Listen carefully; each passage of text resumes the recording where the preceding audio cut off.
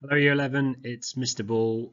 I'm going to run you through some paper 2 revision ready for the 6th of June in the afternoon, which is your paper 2 exam. Now paper 2 is all about the human challenges of geography, so that's why I've given you 3 starter questions here that you can have a go at.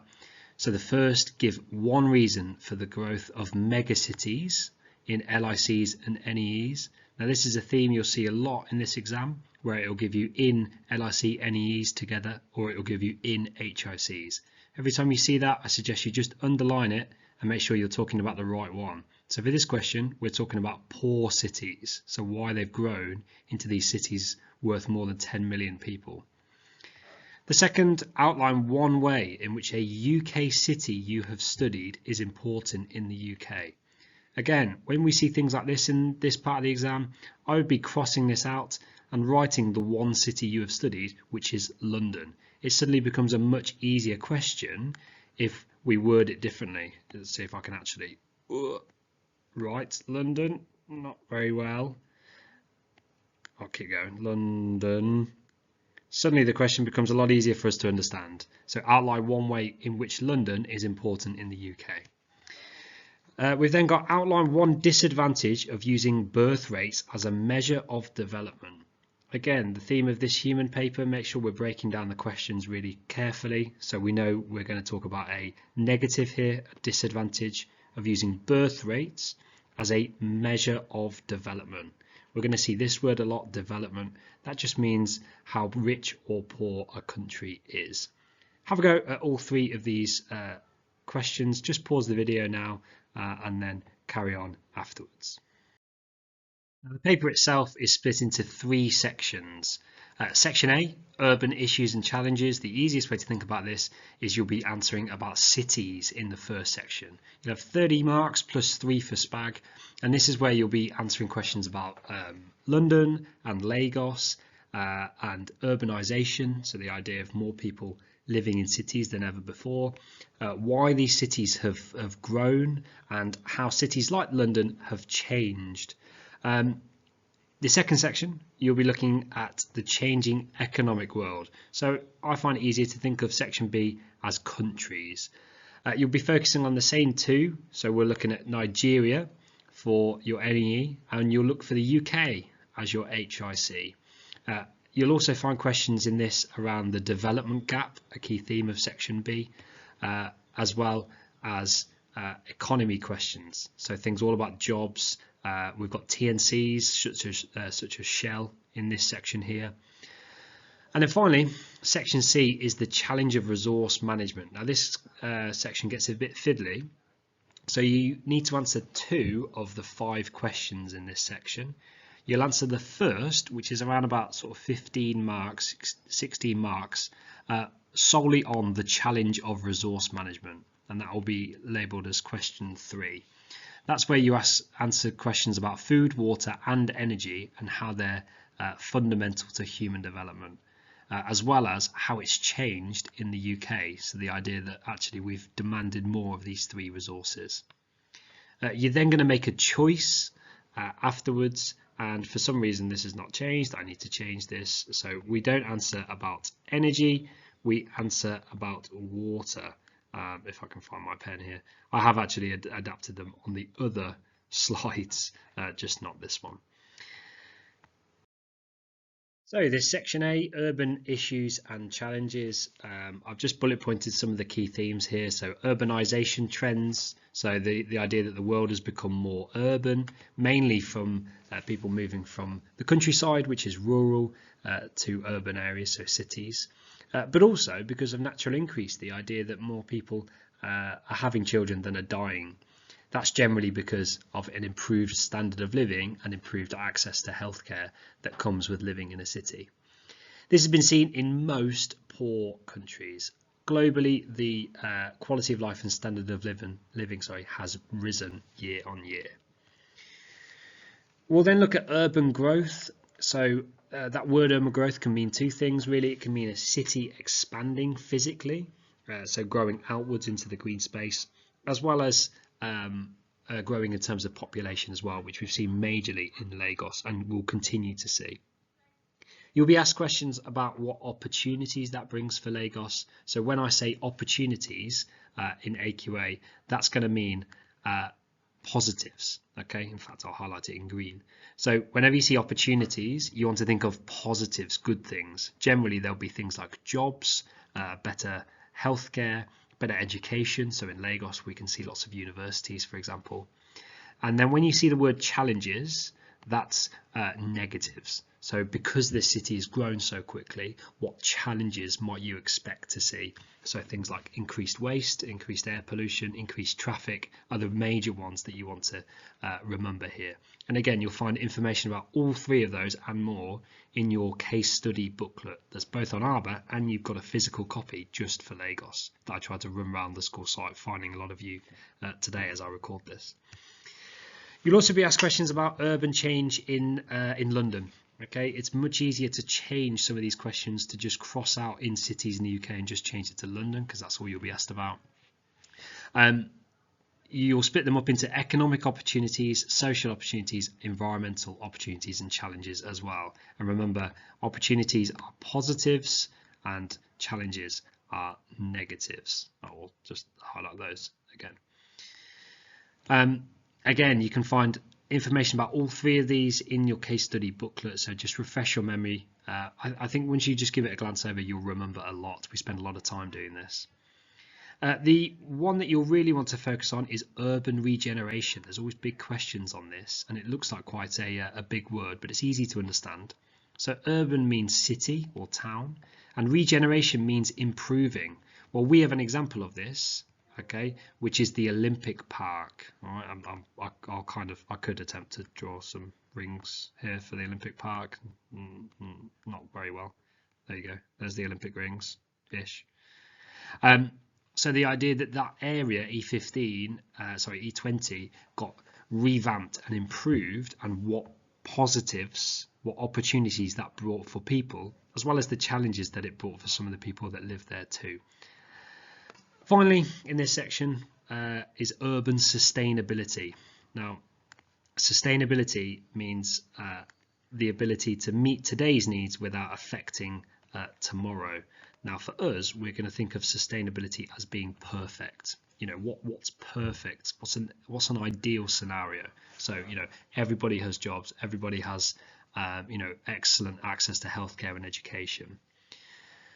Now, some of the features of this are going to be that you're careful with water and you're able to conserve your energy. You probably get your energy from renewable sources, so things like solar panels on roofs. Your waste is recycled. We saw the challenges of that in London earlier on in the topic, but actually how can that be done? Creating and actually maintaining a lot of green space. That's the key for London, isn't it, really? The idea that they want to keep as much as they can. They've got those big royal parks that they want to protect. And then how urban transport strategies are used to reduce traffic congestion. So urban transport strategies are things that you can picture in a city that improve congestion. So, you know, encouraging the use of e-bikes. We've got Boris bikes and Santander cycles in London. We've got congestion charging, which is my favourite to talk about. Again, look at your paper 2 case studies and take a look at that for London specifically. At this point, it's a good chance, to look at some example questions. We've got outline one reason why why rates of natural increase are high in many cities in LIC and NEEs. Give one way in which a major city in an LIC NEE is internationally important. Again, you'd name here Lagos, and then you say why it's internationally important, so important for other countries as well. And then you've got suggest 2 reasons for the slow rate of urban growth in many higher income countries. Now's a good chance to pause the video and have a go at these questions. So a slightly larger question now. We've got a figure here which will be a key part of paper 2. They'll throw loads of figures at you with information that's useful. So here we've got study figure 1, a photograph of a street class run by volunteers in Mexico City. And the question itself, to what extent has urban growth created social opportunities?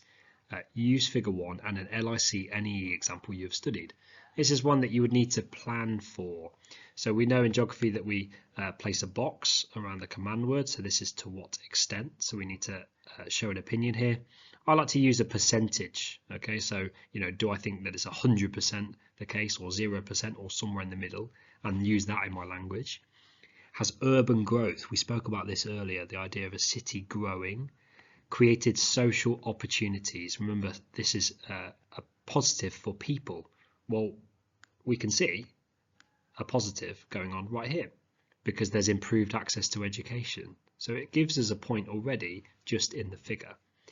We then want to think for our own example, so that is Lagos, what social opportunities there are for people there. Again, if you get stuck, have a look at your Lagos case study. There's a whole section on social opportunities and see if you can write a point. A key part of a to what extent question is the conclusion. So ensure that you're strong in your conclusion. You give an opinion. Has it created more social opportunities, or has it maybe created more challenges? Second question on the slide is assess the extent of the challenges created by urban growth in LICs and NEEs. Again, we make this really easy for ourselves because we place a box on here, assess the extent. We know that it's challenges, so we're going to write about negatives. Created by urban growth, the idea of a city growing. So again, I'd make a little note of that. Not that I want to on this because I can't seem to do it very well. In LICs, NEEs. And we can cross this out and we can put Lagos if we want to, okay, to make it easy for ourselves. Oh no, I've started now, so I'll finish. Use a case study of a city in an LIC NEE, which is Lagos. Gosh, I really can't do this very well. Lagos. I look like some of your handwriting.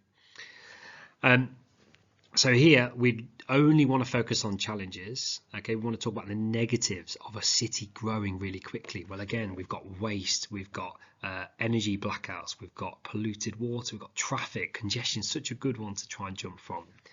So have a go, pause this video, plan for these questions and actually write a point. If you want them checked, feel free to send me it on email and I will give you some feedback as I see it. Two more questions here that are mainly focused around the UK case study. So London, if you want to practice some London questions. So assess the challenges, again, negative, created by urban change. Now this is a word I've talked about a lot in my classes, urban change. So the idea of a city changing. Now for us here, we can talk about, London growing if we want, that's a change. Or we could talk about the Olympic Park and how that's a change. We can even talk about migration into the city and the fact that there's more international migrants. There's plenty of options here. And again, talking about the challenges that that's created. So for us, if we were using the Olympic Park, we'd think about, people being priced out of their homes, the people that used to live there now not being able to afford the rent. We've got here, assess the importance of managing transport as part of urban sustainability. Very wordy question, a lot of these human questions, so we want to break them down. Assess the importance. Well, we need to give a judgment, so is it important or not? Okay, in our first line, assess the importance. Managing transport, so we'd want to think of some examples of how to do that. Again, congestion charging, e-bikes, encouraging the use of public transport, etc. as part of urban sustainability. Remember, this is this idea of a sustainable city, one that can sustain itself. Well, it can't have lots of congestion because that's going to cause lots of air pollution. So therefore, it's going to be really important. Pause the video. Again, you may want some feedback on this or the mark schemes. Please just email me and I will send them out. And a final large question here around sustainable urban living. Those of you in my class, we looked at BedZ, which in a quick Google, you can have a look at a video for. Or you can even use the Olympic Park again. So just another practice question. This would be a 4 marker, this one. Okay, spent a lot of time on section A, but section B is all about our countries. So the idea there are global variations in economic development and quality of life. Well, we've seen that. Okay, we've seen the fact that some people live lavish lifestyles, as a couple of you in my class have told me, but some live in deep poverty, okay, with not enough money to live on basic needs. We've got almost half the world living on less than $1 a day. And that's created something called the development gap. The idea that some people are able to afford lots and some people cannot afford to even have basic needs. We need to look at some strategies to reduce this gap. These are freely able to be revised. If you just search strategies to reduce the development gap, you will recognize plenty of these. Particularly look for the Internet Geography page on this. We've also got this idea of some NEEs are experiencing rapid economic development, which leads to significant change. We've got Nigeria, okay, which has gone through rapid change because of them developing very quickly.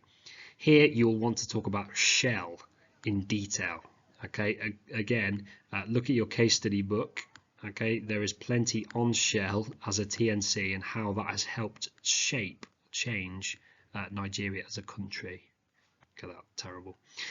And then finally, you've got UK economy. So the idea of science and business parks, the fact that most people now work from home, not most people, but lots of people now work from home, the fact that we're moving towards more of a tertiary and quaternary sector. So we've seen how regional growth, so the idea of Birmingham and London and Manchester have grown, while actually rural communities have really struggled from that.